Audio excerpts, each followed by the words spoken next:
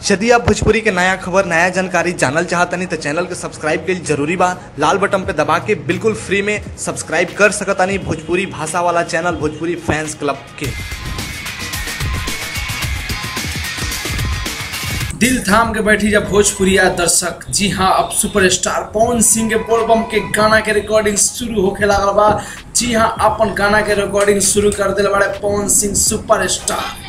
जी जगह कहल जाला भजन सम्राट, भोजपुरी में उपाधि मिल चुकल बा भजन सम्राट के। उनकर जौन भी भजन आवेला अतना भाव से गावेले, अतना मगन से होके गावेले कि लागेला जैसे वो आदमी के याद कर ले बड़े। जब देवी गीत आवेला तो लागेला कि साक्षात सरस्वती जी उनका जीप पर बैठ गए बड़े।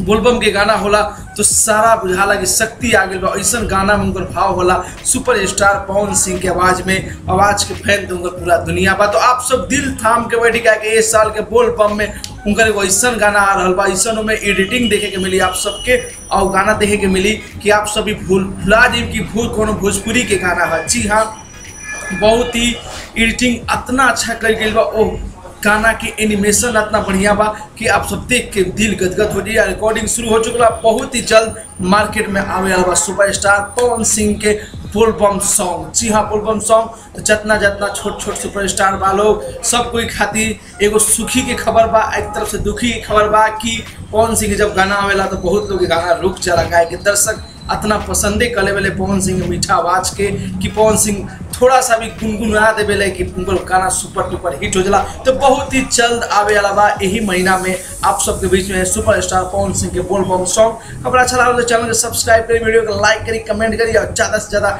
शेयर करिए ये बात के लोग और जाने। बाय बाय, टेक केयर, जय भोजपुरी।